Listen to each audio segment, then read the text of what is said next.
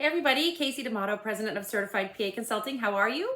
Welcome to this episode of what we call our Town Hall series where we talk about common topics. So I am President of Certified PA Consulting.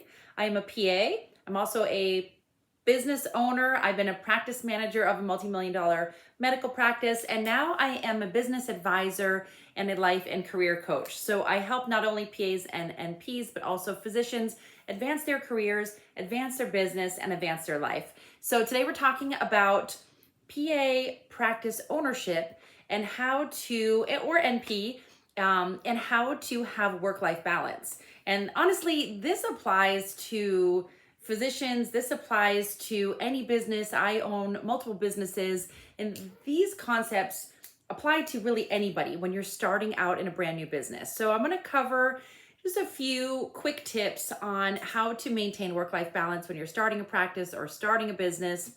And hopefully it will help you along your journey. For those of you who don't know what we have available at Certified PA Consulting, we have resources for PAs and NPs and physicians related to salary negotiation, contract negotiation, career changes, clinically or non-clinically, coaching for that. We have opportunities to work with our team to coach on starting a side hustle or to start your own practice or to start your own business. So we kind of cover all the gamuts related to professional development, business and life, things that they don't teach us in PA school or medical school along the way. So let's dive in and talk about how to maintain work-life balance when you are starting a clinical practice. So number one recommendation is time block. And when I say that, I recommend breaking down your time into master categories, like somewhere between 5 and 8 master categories. So when I say that, I mean things like time for business management. So this is when you're paying the bills, or this is when you're setting up some kind of administrative something. Maybe it is your practice management tool, things like that. So you have your business management time blocks.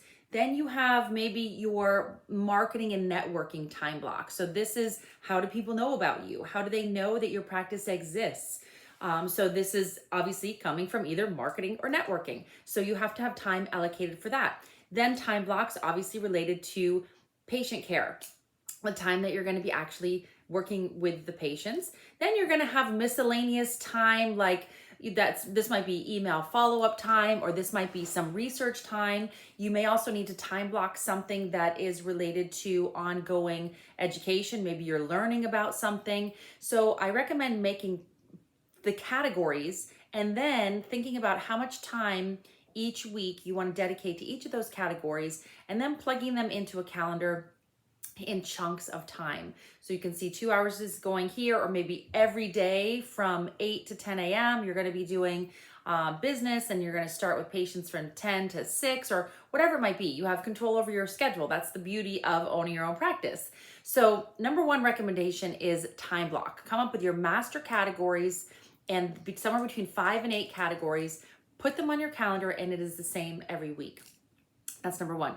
Number two is have a team at home that can help you. So what I mean by that is reallocating some of the chores and some of the activities in your home life so that you feel well supported in your home life, in addition to starting your practice, because there's so many moving parts starting your practice that then it can be overwhelming, or you're drained when you are now at home and you are focusing on your responsibilities at home. So think about things that you can reallocate or redesignate with your significant other, or maybe there are things that you could hire help for, whether it's housekeeping or gardening, or maybe you can have some kind of meal preparation or food delivery, or whatever it might be. Reallocate and rethink about how you are managing your home life or your home business, because when you're starting a new practice or starting a new business,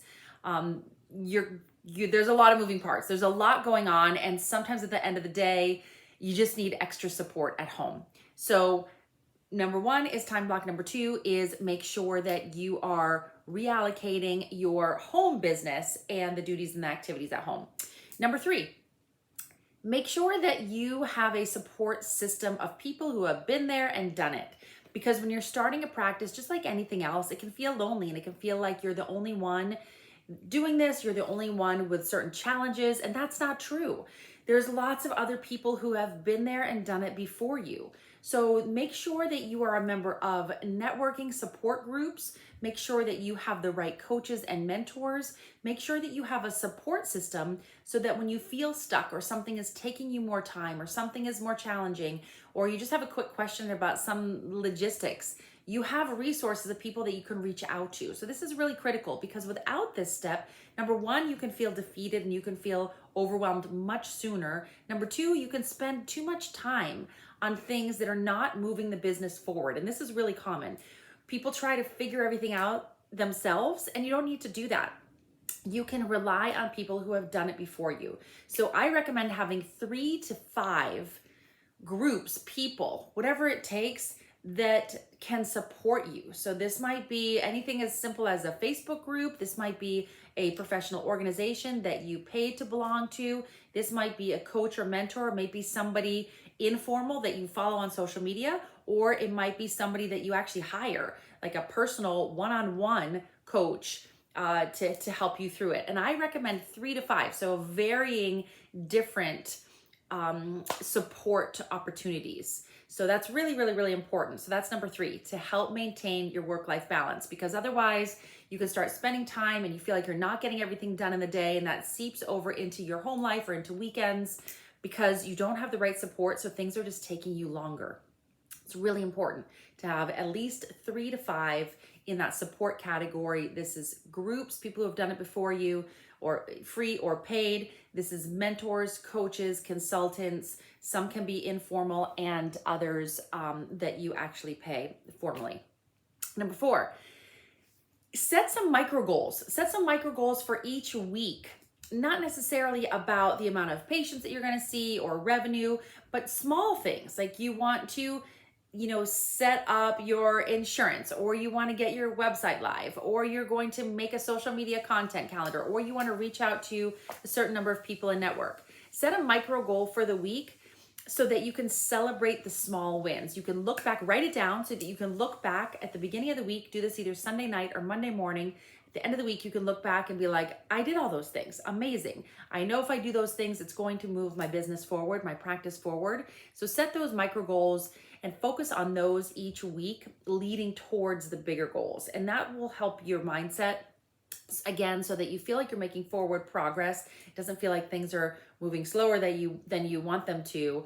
And that will trickle over into your mindset in your personal life and help that work-life balance. Celebrating those small wins is really important. And last but not least, boundaries on time.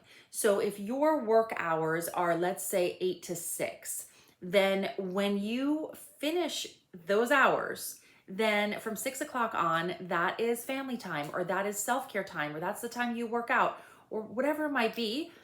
Be very intentional and specific on your boundaries of your time. Do not let starting your practice seep over and become a 24/7, and now you're sacrificing your health, you're not sleeping well, you're staying up late, you're not exercising, you're not spending time with family, you're not reaching out to friends and having that coffee date or whatever it might be, or you're not having a date night with your significant other because you feel too exhausted or too busy starting your practice or starting your business. So boundaries on time is critical when starting a practice or starting a business. Determine what hours you are willing to commit and stick to that. Be true to that. Do not let it seep over, so that you do maintain the healthy work-life balance, because the whole point of starting a practice or starting a business is so that we have control and we can have more balance of our time. But if you let the business or the practice occupy all your time, you're defeating that purpose. So be intentional with your time. Set alarms on your phone or set alarms on your calendar, and have your significant other or friends or family hold you accountable. Let them know that you're available in the evenings after 6 or whatever the time might be, but you're not really available during your work hours. You've got boundaries on that side of things too. You can't be interrupted when you're in work hours.